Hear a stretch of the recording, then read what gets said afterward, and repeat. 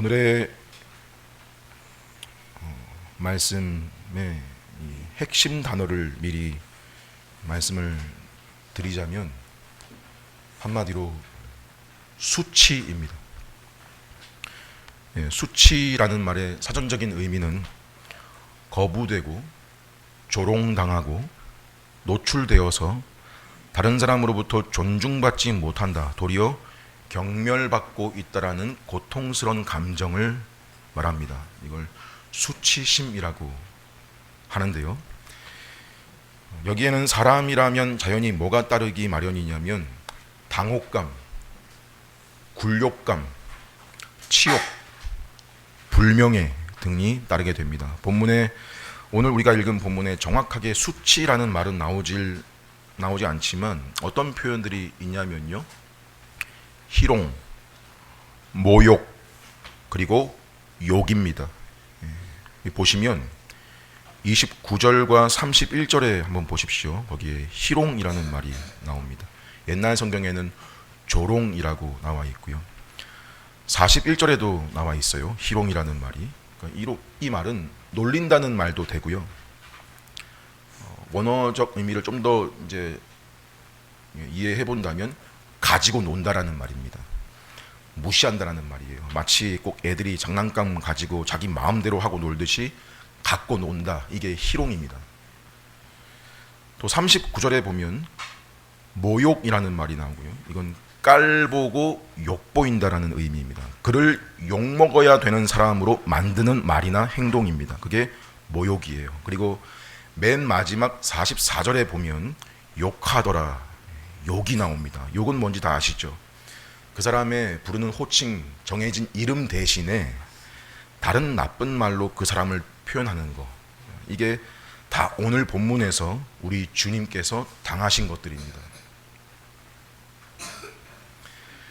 그래서 오늘 본문이 하는 말은 한마디로 하면 유대인의 왕으로 오신 분이 이방인들에게뿐 아니라 자기 백성들에게도 이런 수치와 모욕을 당하셨다 하는 것입니다. 십자가 처형 방식은요, 못으로 사람의 두 손과 발목에 못질을 해서 고정시키고 매달리게 하는 방식인데, 이 처형을 실질적으로 집행했던 로마 군인들은 그 처형장 세팅하는 것, 그 모든 처형 진행 절차, 필요한 것들에 대한 다 숙련된 전문가들입니다. 사람 몸에 못질하는 거요, 우리 생각에는 그냥 끔찍해도 그 사람들은 별로 개의치 않습니다. 그냥 하던 겁니다. 꼭 뭐와 같냐면 우리 어릴 때, 지금 아이들은 하는지 잘 모르겠는데 안 하는 것 같은데, 곤충 표본 하잖아요. 알코올에 담궈서 기절시켜가지고 굳혀서 핀셋으로 탁 꼽잖아요. 대수롭지 않게 그 벌레를 핀에 고정시키듯이 그냥 하는 거예요. 말 그대로 벌레 취급하는 겁니다. 사실 요 이야기는 이 정도로 해야지 더 나가면 안 됩니다. 고고학에 의하면 실제 로마 시대에 십자가 처형당한 사람의 시신이 동굴에서 발견되기도 했는데, 그걸 바탕으로 해서 그 당시 처형의 현장의 모습이 어땠을지, 그 처형의 실제 모습이 어땠을지 그림 그리듯이 설명하는 글이 있습니다. 그걸 차마 여기서는 못 말씀드립니다. 말하지 않는 게 좋아요. 근데 이게 제 생각이 아니라 사실 성경에도요, 십자가에 예수님 못을 박는 장면의 구체적인 묘사는 안 나와요. 마태도 아주 간단하게, 아주 건조하게 표현하고 그냥 지나가 버립니다. 35절인데요, 보시면 그들이 예수를 십자가에 못 박은 후에 그 옷을 제비 뽑아 나누고, 이게 다예요. 이거 한 줄이에요. 그냥 말 그대로 그냥 거의 지나가는 정도로만 언급하지, 뭐 손과 발을 관통해서 나무 뒤에까지 뚫는 그 못의 길이가 어땠으며 그 망치질할 때 피가 어떻고 비명소리가 어떻고 어떻게 십자가를 일으켜 세우고 일으켜 세우면 사람 몸이 또 어떻게 되고 이런 장면 묘사가 성경에는 안 나와요. 대신 오히려 뭐에 더 포커스를 두고 기록하고 있냐면요, 예수님이 당하신 수치, 희롱, 모욕, 다 이런 내용들로 주를 이룹니다. 왜일까요? 그 십자가 처형 장면이 너무 처참해서일 수도 있겠지만 그보다도 예수님 십자가 지신 의미가 그분이 육체적으로 당하신 그 육체적 고통이 다라거나 그게 본질이 아니다라는 사실이 이런 표현들에서도 드러나는 겁니다. 즉, 그 십자가 처형 자체가 아니라 그 십자가 처형이 어떤 의미를 가지느냐에 더 초점이 있는 거고, 특히 마태의 특징은 이 십자가 처형의 의미를 거의 다 구약 말씀의 성취라는 거에 초점을 맞추고 있습니다. 우리 지금까지 봐왔던 말씀이 본문들이 그래 왔고요. 오늘 본문도 그것이 두드러집니다. 우리 주님은 금요일 새벽에 겟세마네에서 붙잡혀서 가야바 관정에 끌려가 재판 당하시고 거기서 신성모독죄로 사형 판결 받자마자 어떤 수모를 당하셨냐면 26장 67절에 우리가 봤습니다. 사람들이 예수님의 얼굴에 침을 뱉고 주먹으로 치고 어떤 사람은 손바닥으로 때리면서 그리스도야, 우리에게 선지자 노릇을 좀 해봐라. 너를 때린 사람이 누구게? 이런 희롱을 이미 당하셨죠. 그리고 빌라도 법정으로 또 끌려가셔서 신문 받으시는데, 마태는 빌라도 법정만 기록했지만요, 사실 누가복음에 보면 빌라도가 재판 중간에 예수님을 또 어디 보내요. 어딜 보냈냐면 헤롯한테 보냅니다. 거기 가서 헤롯한테도 뭘 당하시냐? 조롱을 당하세요. 그러니까 헤롯은 예수님을 보고 싶어 했거든요. 뭐라 그랬냐면 기적이나 한번 베풀어 봐라. 업신여기고 희롱하고 빛나는 옷을 입혀서 다시 빌라도한테 돌려보냈대요. 무슨 말이냐면, 그래, 네 왕 해라. 이 옷을 입혀주면서 너 왕 해라. 조롱이죠. 그렇게 다시 돌아와서 빌라도 결국 사형 선고 내리고요, 채찍질을 하고 십자가형으로 넘깁니다. 이 채찍질이라는 게 또 보통이 아닙니다. 여러 갈래의 가죽끈, 그 끝에 뭐를 달아놨는데 여기까지, 이것도 여기까지. 뭐냐면 그냥 이거 맞다가 죽는 사람이 있는 정도로 아주 처참한 채찍질. 그러고 나서 십자가형으로 넘겨주는 거예요. 이게 절차입니다. 이게 어떤 일이 있냐면요, 27절에 빌라도의 군인들이 예수를 데리고 관정 안으로 들어갔다라고 나오는데 꽤 넓은 구역이었던 것 같아요. 거기에 온 군대를 모았다고 나옵니다. 빌라도의 그 군대들이 다 모였는데 이제 사형수 예수가 그 앞에 서 있고 그 앞으로 군인들이 사열을 하는데 이게 공식적인 사형 집행 의식을 시작을 하는 거예요. 이 장면이. 그 중에 그 관례에 따른 절차가 뭐가 있냐면 바로 식민지 사형수에 대한, 그 앞에 있는 사형수에 대한 희롱입니다. 이게 관례예요. 구타와 폭력은 기본이고요.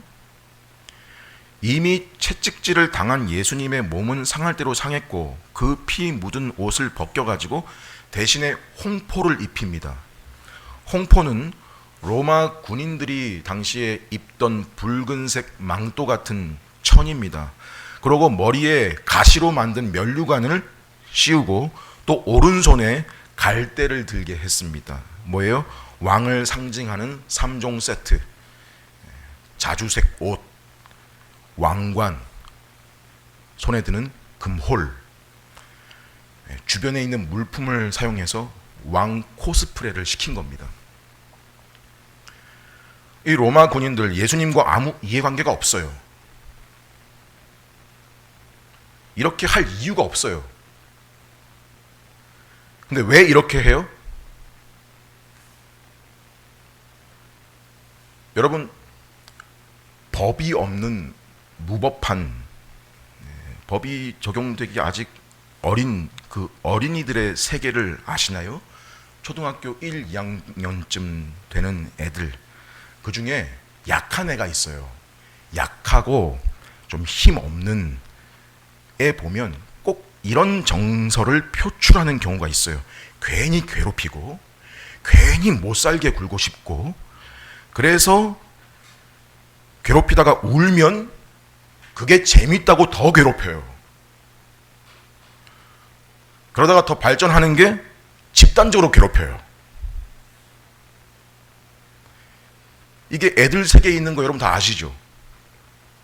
무슨 말이에요? 그 부모들은요 다 뭐라 그러냐면 내 새끼 순수하다 그러거든요. 그 내 새끼 순수하다고 하는 그 순수한 애들이 하는 짓이에요. 이 죄성이라는 거거든요.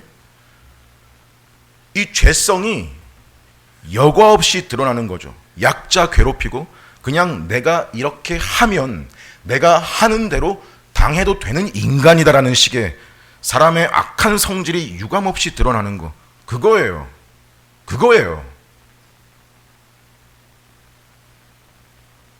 그리고 그 앞에 무릎을 꿇는 신용하면서 낄낄낄거리면서 유대인의 왕이여 평안할지어다 보는 군인들도 다 웃고 철저히 희롱하는 행동이죠.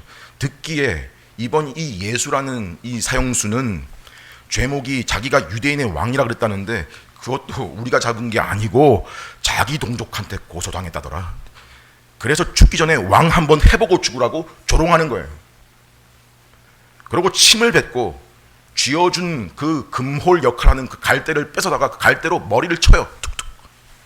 네. 이건 아프라고 때리는 게 아니잖아요. 그야말로 조롱이고 모욕이죠. 그렇게 희롱을 다 하고서 다시 홍포 벗기고 원래 옷 입혀서 십자가 지우고 끌고 나가는 겁니다. 여러분, 사람이 이런 희롱 당하면 여러분 어떨 것 같으십니까?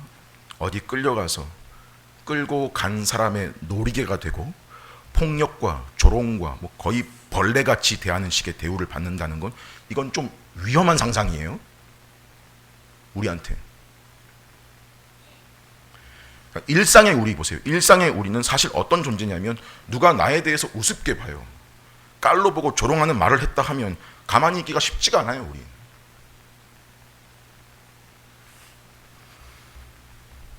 당연히 반격을 준비합니다. 자존심에 기스가 나고 가슴에 걸려서 소화가 안 되고 하루 종일 기분 안 좋고 억울한 일이면 몇 년을 가잖아요. 근데 지금 주님 당하신 이 수모를 한번 묵상을 해보면요, 이게 이분이 당하실 일도 아니고 당하실 분도 아니시거든요.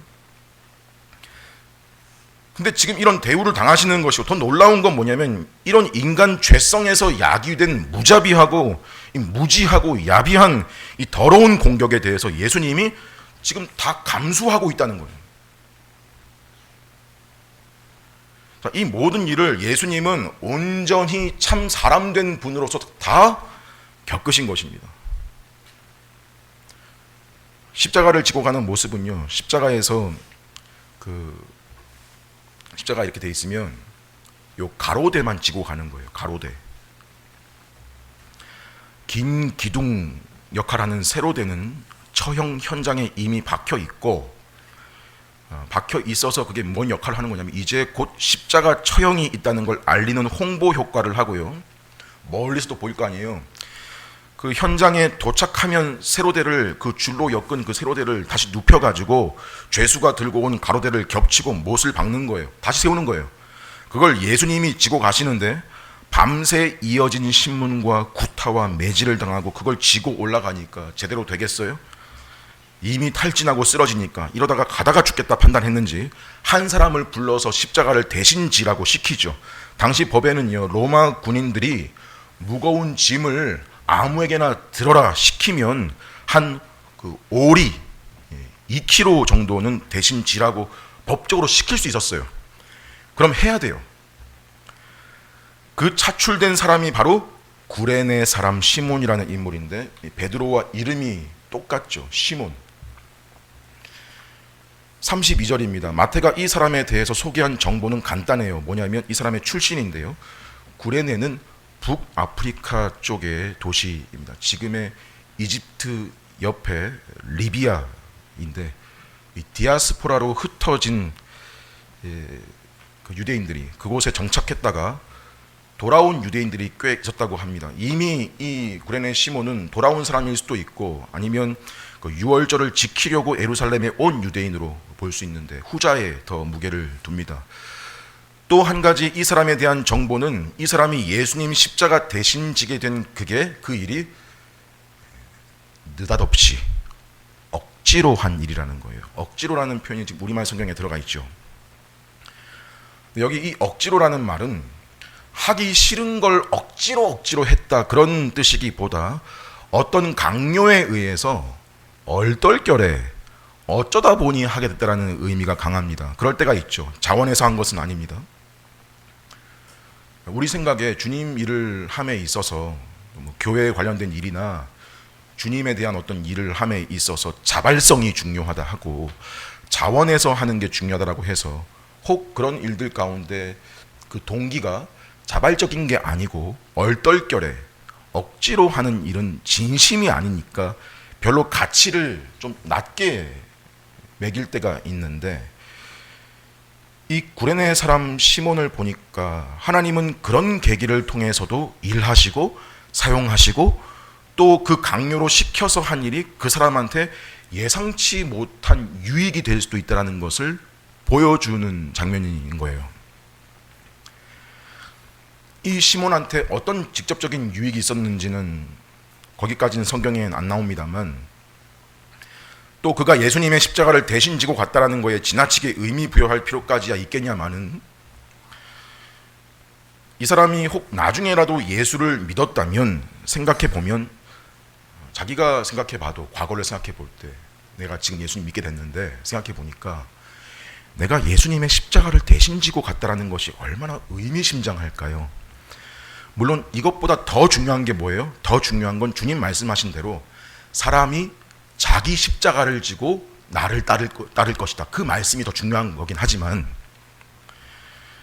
성경에서 추론할 수 있는 이 사람에게 주어진 은혜 중에 하나가 뭐냐면요, 마가복음의 마가는 이 구레네 사람 시몬에 대한 정보를 좀 더 굳이 소개하기를 15장 21절에 이렇게 나옵니다. 알렉산더와 루포의 아버지인 구레네 사람 시몬이라고 굳이 아들 이름을 밝혀요. 근데 로마서 16장에 보면 사도 바울이 동력자들 이름 쭉 나열하면서 누구에게 문안을 해라, 관심을 가져라, 이 말인데, 부탁을 하는데 거기에 이런 말이 있습니다. 들어보세요. 주 안에서 택하심을 입은 루포와 그의 어머니에게 문안하라. 그의 어머니는 곧 나의 어머니다. 진짜 자기 어머니란 말이 아니고, 그 정도로 신앙에 있어서 어머니 같은 분이라고, 자기가 감당한 사역에 있어서 어머니 같은 역할을 한 사람이라고. 누구를요? 따져보면 구레네 사람 시몬의 아내이자 루포의 어머니를. 그의 아들 루포는 초대교회의 일꾼으로 알려진 인물이고, 그야말로 주 예수를 믿으라, 그리하면 너와 너의 가족이 구원을 받으리라의 표본 같은 가정이 된 것이죠. 은혜죠. 우리도 그래요. 어쩌다 보니까 신앙생활 하게 되고, 어쩌다 보니까 복음을 접하게 되고, 어쩌다 보니까 내 의지가 아니고 떠밀려서 가게 된 것 같은데 예수님의 제자로 살게 되었다라는 게 보통의 일반의 고백이죠. 처음부터 내가 계획해서 예수 믿은 게 아니잖아요. 그래서 어쩌다 억지로 강요로 느닷없이 찾아온 은혜 속에서 나중에는 진실로 자기가 자기 십자가 지고 주님 따르는 제자가 나오는 법이라는 거죠. 하나님이 일하심의 방식의 한 면인 거예요. 이것도 이게 지금 예수님 십자가 지고 가시는 그 길에 드러난 한 장면입니다. 그렇게 예수님이 구레네 시몬의 도움으로 도착한 곳이 32절 맨 앞에 보시면 나가다가라고 나오는데, 그러니까 예루살렘 성 밖으로 나가는 걸 지금 표현한 거예요. 도착지가 33절 해골이라는 의미를 가진 골고다라는 십자가 처형 장소였습니다. 해골이라는 말이 히브리어로는 골고다고 라틴어로는 갈보리입니다. 거기서 십자가 달리시기 전에 쓸개 탄 포도주를 예수님께 주어 마시게 하는데 예수님이 맛보시고는 안 마시죠.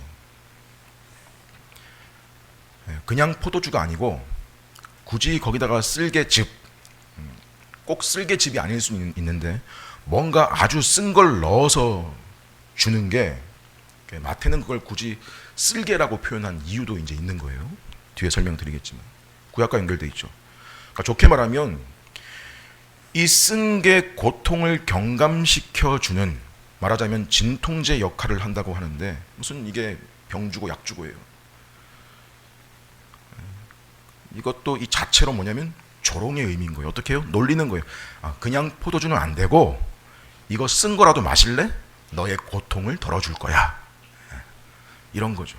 예수님이 맛보시고 거부하신 건 너무 써서 맛이 없어서가 아니고 자신의 참 사람 되심으로 이 고통을 고스란히 당하겠다라는 의미죠. 자신이 감당해야 될 지금 이 죽음이 뭐에 의존할 만한 그런 죽음이 아니라는 거죠. 근데 놀라운 사실은 이 일이 시편 69편의 성취라는 겁니다. 69편 19절에 주께서 나의 비방과 수치와 능욕을 아시나이다. 나의 대적들이 다 주님 앞에 있나이다. 비방이 나의 마음을 상하게 하며 근심이 충만하니 불쌍히 여길 자를 바라나 없고 긍휼히 여길 자를 바라나 찾지 못하였나이다. 그들이 쓸개를 나의 음식물로 주며 목마를 때에는 초를 마시게 하였나이다. 35절, 드디어 예수님이 십자가에 못 박히십니다. 상세한 설명은 저도 마태의 의도에 따라 굳이 설명드리지 않겠습니다. 그보다 우리가 더 눈여겨보아야 될 것은 이 한 절에 예수님을 십자가에 못 박았다는 말 뒤에 붙어있는 표현이에요. 뭐예요? 못 박은 후에 그 옷을 제비 뽑아 나누고. 마태의 문맥적인 의도는 이거예요. 이게 봐라, 이게 얼마나 비이성적이고 비인간적이며 비인격적이며 얼마나 사람이 사람답지 못한 상황인지를 보라는 거예요. 이 죄성의 처절함을 보라는 거예요. 말로 차마 다 설명하기 힘든 이 현장, 십자가 바로 그 아래에서 지금 어떤 일이 일어나고 있냐면 군인들이 예수의 피 묻은 그 옷까지, 그거 여러분 누가 가지겠어요? 넝마 같은 피와 땀으로 찌든 그 옷을 준다고 누가 가지겠어요? 근데 그 옷을 찢어서 찢은 부위별로 제비 뽑기 해가지고 나눠 가지는 짓을 했대요. 이것도 관례가 뭐냐면 사형수의 그 유품, 소유물을 무슨 기념물 마냥 나누는 거예요.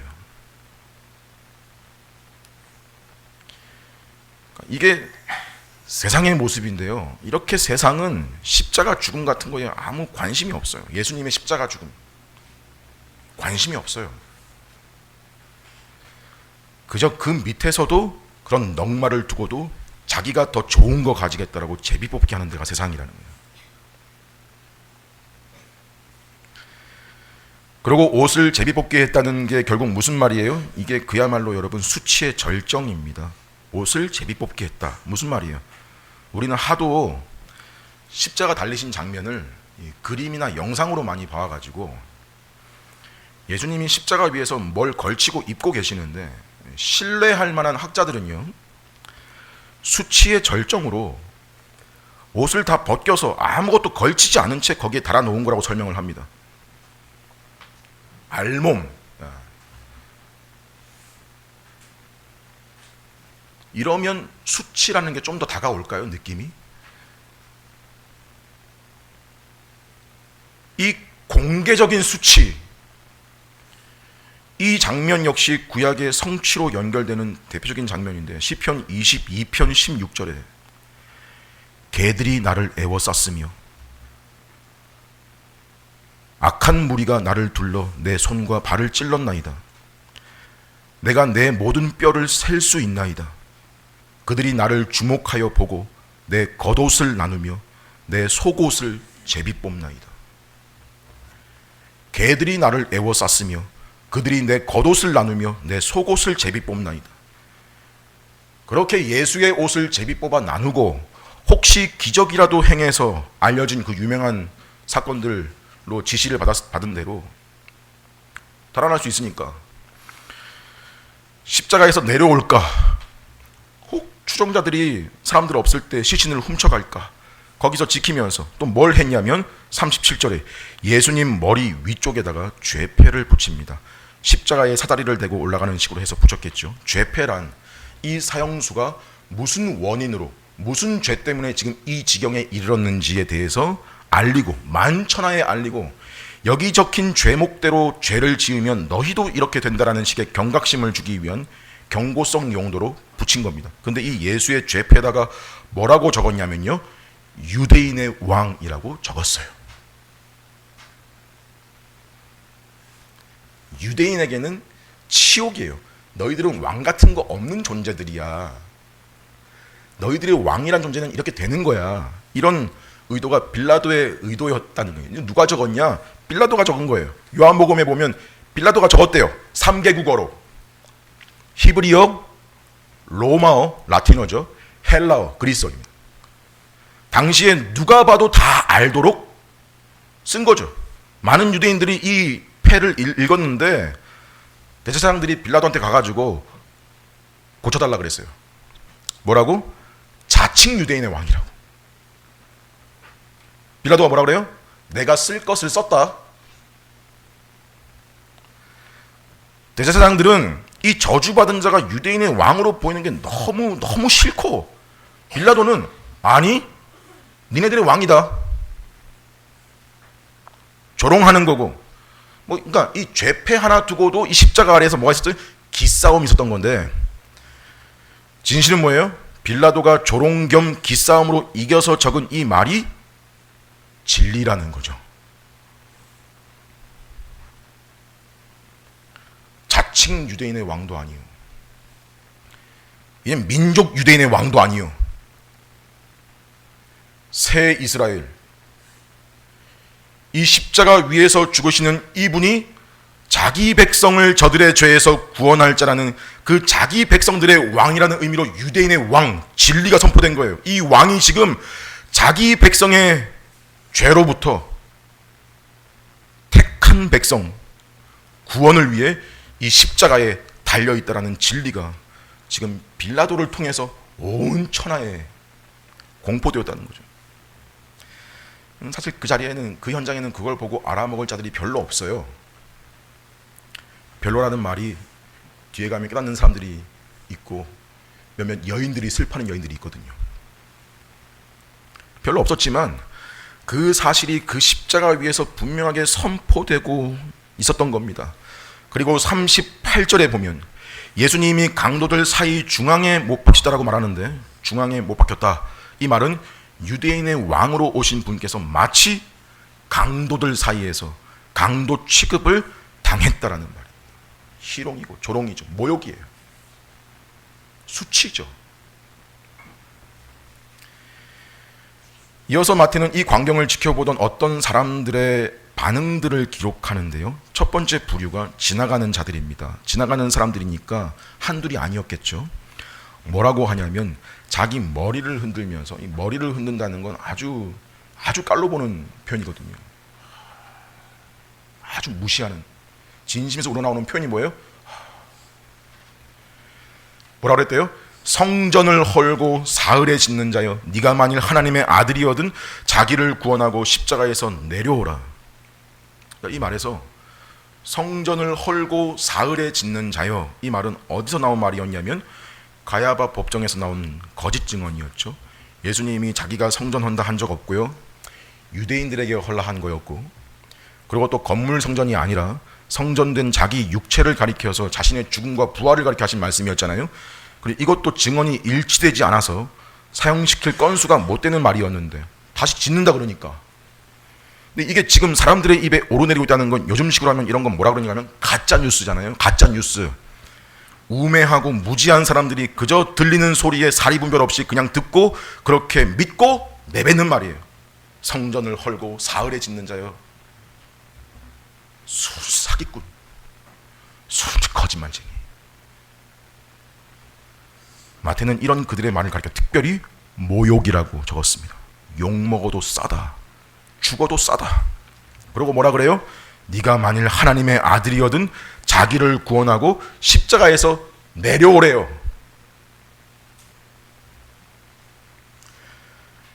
근데 여기 보면 이 지나가는 사람들 말고 즉 일반 무지한 사람들만이 아니라 지도자들, 대제사장들과 서기관들과 장로들도 뭐라 그랬대요? 42절에 보니까 그가 남은 구원하였으되 자기는 구원할 수 없도다. 무슨 말이냐면 저 사람이 수많은 다른 사람들의 병은 낫게 하고 고치고 그랬으면서 정작 자기 자신은 구하지도 못하고 저렇게 죽어간다. 뭐예요? 희롱입니다.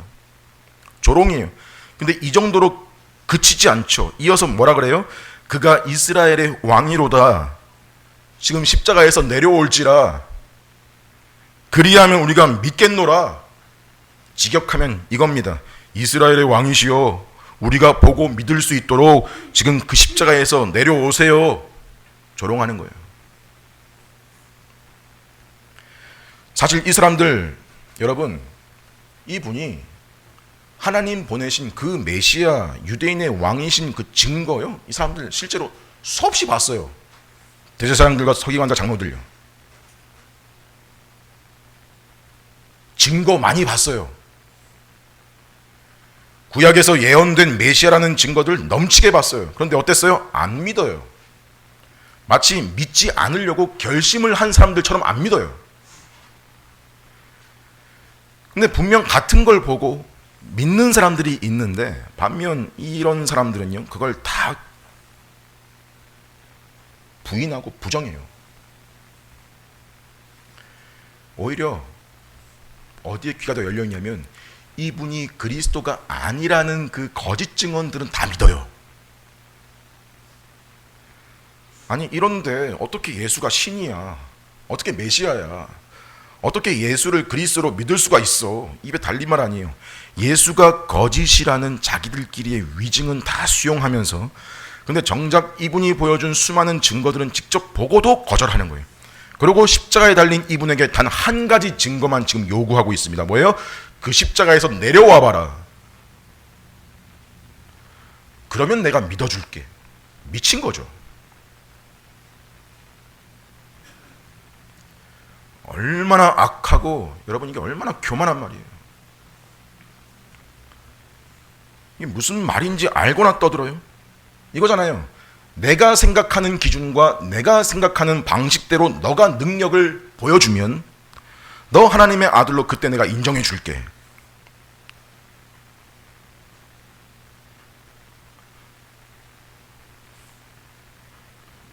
사실 믿지 않으려고 결심한 사람들은 어떤 증거도 소용이 없어요. 무용지물입니다. 지금도 마찬가지예요.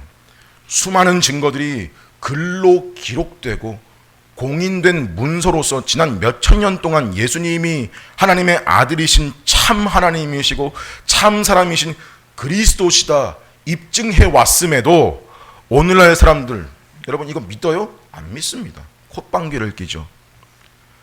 그 대신 자기가 원하는 증거를 댑니다. 이런 거죠. 만약 나한테 이런 일이 일어나면 그러면 믿겠다. 근데 성경 보면 같은 부류의 사람들의 가는 길이 비슷하다고요. 이 대제사장들과 서기관들 보면 온갖 기적들 다 봤어요. 이미 다 봐도 안 믿어요. 오히려 이제 너 십자가에서 내려오면 믿겠대요. 근데 여기서 멈추지 않고 더 떠듭니다. 이 인간들이 더 가요. 43절에 너 하나님 믿지 않냐? 하나님께 도와달라고 해라. 확신이죠. 내가 믿는 하나님이 너를 보냈을 리가 없다라는 거예요. 하나님께 도와달라고 해라. 하나님이 너를 기뻐하시면 도와줄지 아냐? 너 하나님의 아들이라며. 이게 아무리 조롱이어도 여러분 종교 지도자들 입에서 나올 말인가요? 근데 마태는요 이 말도 성취로 보고 기록을 한 겁니다. 여기도 시편 22편의 8절에 그가 여호와께 의탁하니 구원하실걸 그를 기뻐하시니 건지실걸 하나이다.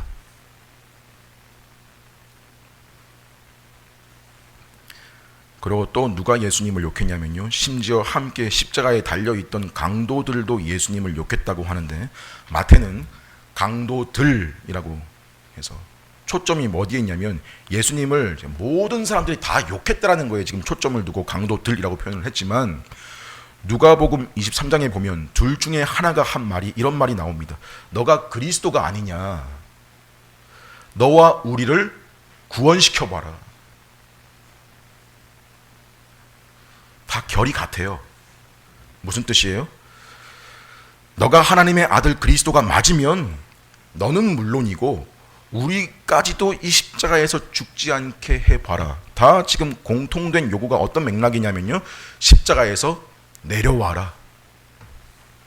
십자가에서 죽지 말고 좀 살아봐라. 이거잖아요.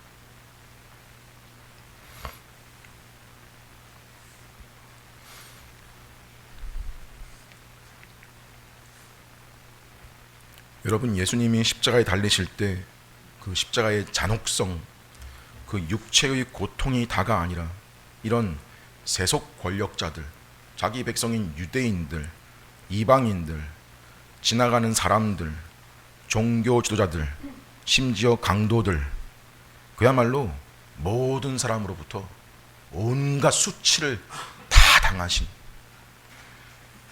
조롱, 희롱, 모욕, 욕. 도대체 예수님이 왜 이런 수모를 당하셔야 됩니까? 그리고 이렇게 당하면서 왜 그냥 십자가 위에 가만히 계시는 겁니까? 정말 그들 말처럼 십자가에서 내려와서 자기를 구원시킬 능력이 없기 때문은 아닐까요? 충분히 능력이 되시는 분이시라면 왜 그냥 그렇게 진짜 벌레같이 죽어가시는 거예요? 사실 이 말, 여러분, 너가 만일 하나님의 아들이면 거기서 내려와 봐라, 이 말을 맨 처음 한 게 누구냐면 마귀죠. 사탄이에요. 예수님 공생의 시작에 광야에서 40일 금식하실 때 마귀가 예수님을 시험하면서 입에 달고 했던 말입니다. 네가 하나님의 아들이거든 이 돌들로 떡을 만들어 박아라, 먹어라. 네가 하나님의 아들이라면 이 성전 꼭대기에서 뛰어내려 봐라. 그럼 천사들이 너를 다치지 않게 보호하리라. 마귀는 예수님이 하나님의 아들이신 건 몰라서 네가 만약 하나님의 아들이면 이 말한 게 아니고요. 너가 하나님의 아들이니까 인정해요. 하나님의 아들이니까 그 신분을 적극 이용해서 네 편리와 유익과 영광을 도모해라. 이겁니다. 근데 오늘 본문의 이 사람들의 말, 과연 너가 그리스도라면 그 증거를 보여라. 십자가에서 내려와서 네 자신이 그리스도임을 입증해라. 그럼 본질적으로 사탄의 말과 같은 겁니다. 어째서 그렇습니까? 사탄이 광야에서 예수님 시험하고 넘어뜨리란 본질이 바로 한마디로 십자가 짊어지지 말라는 겁니다. 지금 여기 나온 사람들이 요구한 게 다 본질은 그게 되는 거예요. 십자가에 달려있지 말고 내려와라. 근데 예수님은 그대로 십자가에 달려 계십니다. 그냥 거기 그대로 달려 계십니다. 왜? 그래야만 그를 믿는 자들의 죄값이 치러지기 때문입니다. 그래야만 모든 믿는 자들을 의롭게 하실 수 있기 때문입니다. 예수님이 바로 이 일을 하시려고, 이 일을 이루시려고 이 땅에 오셨기 때문입니다. 이렇게 십자가에서 자기 백성을 대신해서 죽는 것이 하나님의 구원 계획임을 아시기에 그 계획을 완성시키시고 이루시려고 십자가에서 죽으시려는 겁니다. 그래서 이런 모든 수치, 희롱과 모욕과 욕을 참으시고 십자가에서 그냥 죽으십니다. 이렇게 될 일을 아셨기에 이미 오래전에 자기 종 다윗의 입술을 통해서 이렇게 예언케 하셨습니다. 시편 22편 6절. 나는 벌레요 사람이 아니라 사람의 비방거리요 백성의 조롱거리니이다. 나를 보는 자는 다 나를 비웃으며 입술을 비축거리고 머리를 흔들며 말하되 그가 여호와께 의탁하니 구원하실걸, 그를 기뻐하시니 건지실걸 하나이다.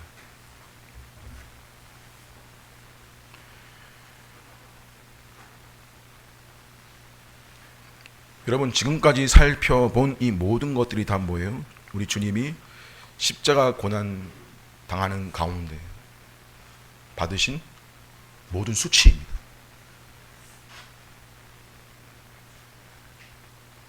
혹시 쭉 들어오시면서 지금 주님 당하신 이 수치가 여러분들에게는 어떻게 느껴지실지 모르겠습니다. 정작 이 수치에 대해서 우리 주님의 생각이 성경에 나오는데요. 뭐라고 나올까요? 구약 이사야 50장 6절 말씀에 들어보세요. 나를 때리는 자들에게 내 등을 맡기며 나의 수염을 뽑는 자에게 나의 뺨을 맡기며 모욕과 침뱉음을 당하여도 내 얼굴을 가리지 아니하였느니라. 주 여호와께서 나를 도우심으로 내가 부끄러워하지 아니하고 내 얼굴을 부싯돌같이 굳게 하였으므로 내가 수치를 당하지 아니할 줄 아노라. 무슨 말이에요? 수치를 당하였으나 그 수치를 수치로 여기지 않았다. 내가 부끄러워하지 아니하고 내 얼굴을 부싯돌같이 굳게 하였다. 이거거든요. 또 있습니다. 신약 넘어와서 히브리서 12장 2절 말씀에 들어보세요. 믿음의 주요 또 온전케 하시는 이인 예수를 바라보자. 그는 그 앞에 있는 기쁨을 위하여 십자가를 참으사 부끄러움을 개의치 아니하시더니 하나님 보좌 우편에 앉으셨느니라. 뭐래요? 개의치 않았다. 대수롭지 않게 여기고 아예 그것을 무시하셨대요.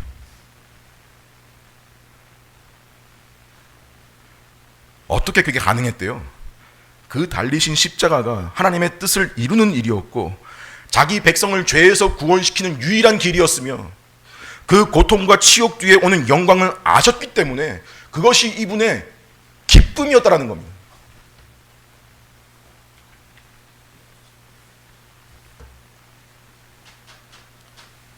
그럼 이 정도까지 봤으면 이제 우리가 뭘 생각을 해야 되냐? 우리에 대해서 생각해야죠. 주님 당하신 이 모든 수치의 목적이요, 열매요, 기쁨인 우리에게 지금 어떻게 하라는 건가? 그 대답이 사실 방금 읽은 히브리서 본문 그 바로 앞에 쭉 소개된 사람들의 이야기예요.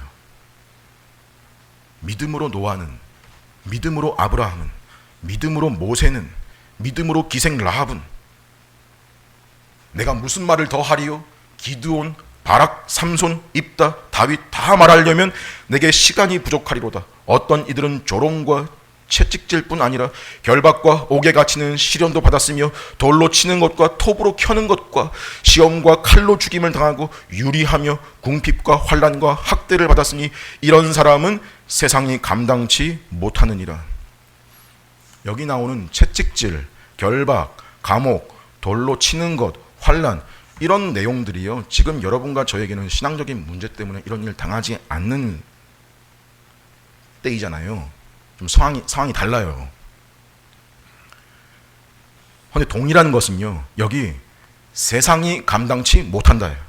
이 말, 세상의 가치와 나의 가치관이 충돌한다는 거고요.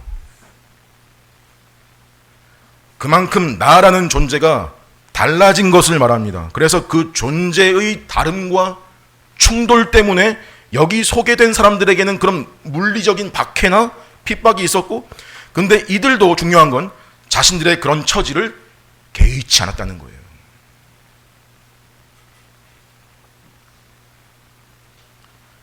이 사람들이 처음부터 이랬던 사람들이 아닙니다. 노아, 아브라함, 모세, 다윗, 이런 사람들이요, 다 죄인이고요, 다 자기중심적이고 자기를 위해 살던 사람들입니다.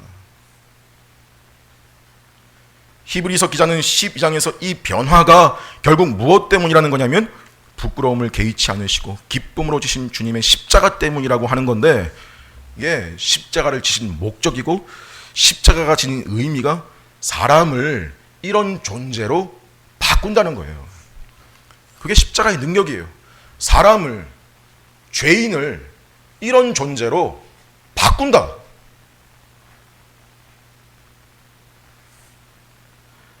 오늘 본문도 지금 지나가는 사람들, 유대인들, 종교 지도자들, 함께 달린 강도들의 생각, 그래서 이 사람들이 보는 게 뭐냐면요, 이 사람들의 시야에서 보여서 말하는, 내뱉는 게 뭐냐면 하나님이 너와 함께 하시는 거라면 내려와야 되는 거 아니야? 그 십자가에서 내려오게 되는 기적이 하나님이 너와 함께 한다는 증거 아니야? 하나님이 너를 돕는 증거 아니냐고. 그래서 지금 예수님이 십자가에 못 박히는 이 장면은 세상의 시각에서는 이해가 안 되는 장면이에요. 세상이 담을 수 없는 장면입니다.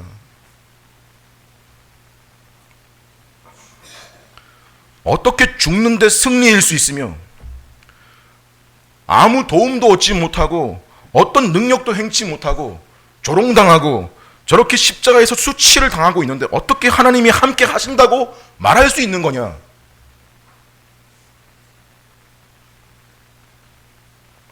이게 세상의 시야라고요. 어떻게 자기 자신도 구원 못해서 십자가에 달려있는 존재를 메시아라고 고백할 수 있겠어요? 이게 믿음이 아니고서는 받아들일 수가 없는 거예요. 그런데 이분에겐 그게 뭐였다고요? 기쁨이라고요. 어떻게? 수치, 모욕을 당해도 하나님 뜻대로 달려 죽는 게 하나님이 함께 하시는 거라는 증거라고 알려주는 거죠. 그래서 그걸 볼 줄 아는 시각이 열리기 시작하는 게 말하자면 구원인 겁니다.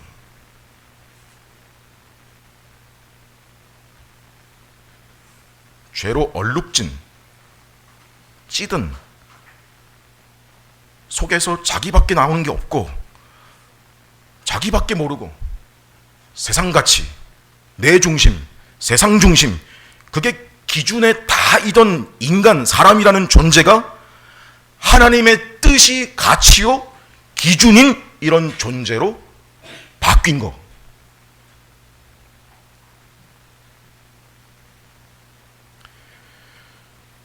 지금 이 설명은 오늘 마태의 의도이기도 합니다. 이 수치스러운 십자가 처형 과정을 통해서 마태가 사용하는 방식이 이 과정들을 세세하게 구약과 연결시키죠. 무슨 말이냐? 이 모든 수치가 예수의 실패가 아니고 하나님의 계획대로 된 것이다. 하나님의 계획이 무엇이냐면 택하신 백성의 죄를 그에게 담당시킨다.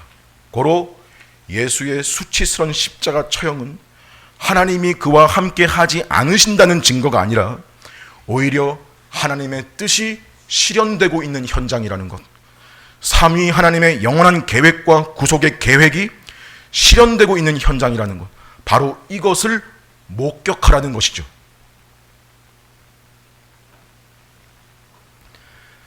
너희도 역시 알아먹지 못하고 고개를 저으며 흔들며 모욕하고 희롱하고 욕하는 자가 아니라면 바로 이것을 보아야 한다는 것이 마태가 지금 하고 싶은 말입니다.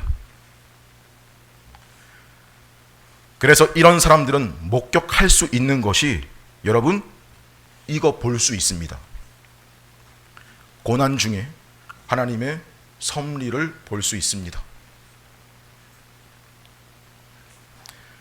하나님의 함께 하심을 도저히 확인할 수 없을 것 같은 상황에서도 하나님의 뜻이 이루어지고 있는 중이라는 것을 볼 수 있는 시각을 가져야 됩니다. 우리 삶에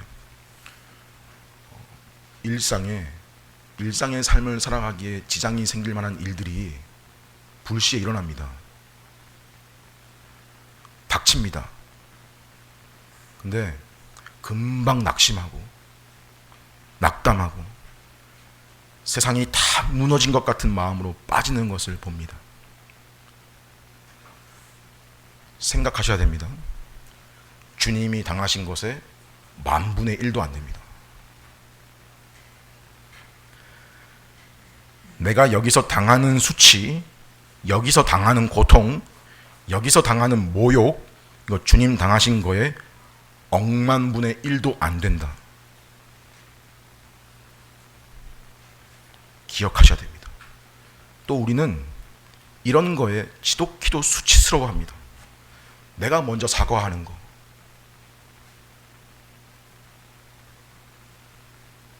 내가 먼저 손 내미는 거 수치스러워합니다. 아니요. 수치가 아닙니다. 영광이요. 그리스도인이 누리는 기쁨이 무엇인지 맛보는 영광입니다. 근데 그 맛을 못 봅니다. 왜요? 그렇게 안 하니까요.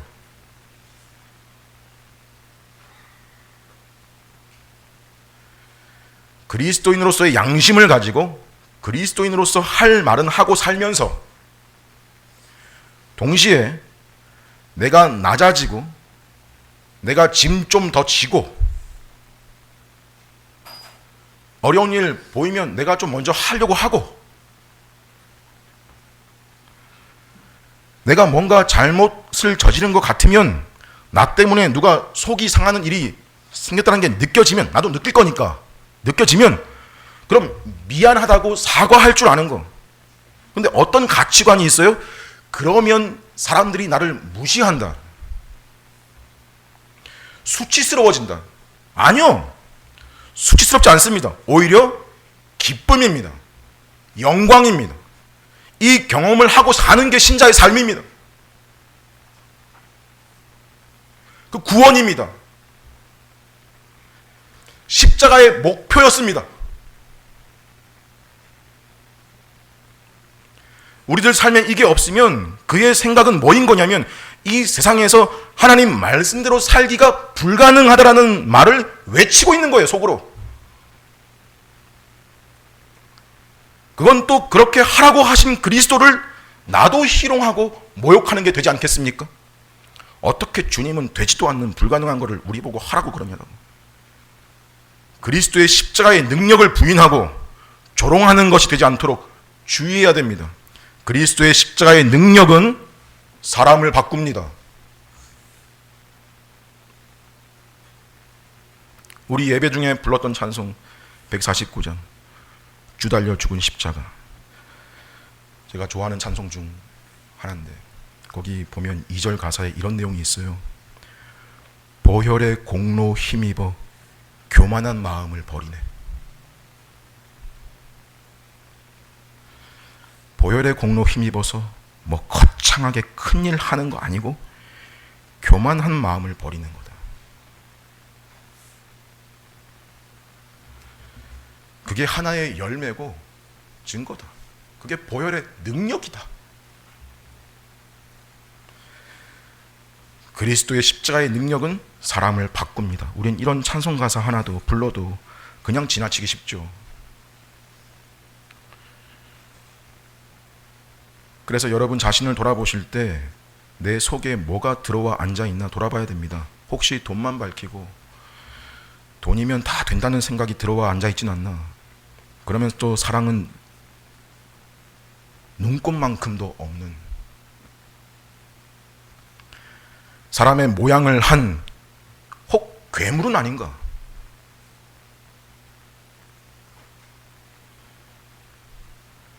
사람은 아픔을 함께 나누고 함께 울고 격려하고 온유하고 남을 나보다 낮게 여기고 그게 사람이고, 이걸 신약에서는 새 사람이라 그랬고 바뀌었으니까 구약에서는 그게 본래 사람의 본분이라, 원래 사람이라고 하는 거예요. 그래서 뭘 기도하냐? 사람같이 살게 해달라고 기도하는 겁니다.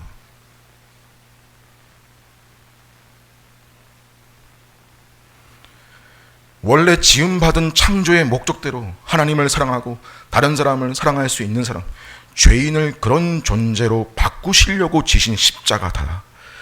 예수님은 이 목적을 이루시는 것이 그분께 영광이었고 기쁨이었습니다. 그래서 이 땅의 모든 수치에 대해서 개의치 않으셨습니다. 여러분의 목표는 어디에 있습니까? 내가 어떠한 사람으로 서 있어야 될까? 이것을 늘 생각하시며 기도함으로 신자된 영광과 기쁨을 다 누리시기를 바랍니다. 함께 기도하겠습니다.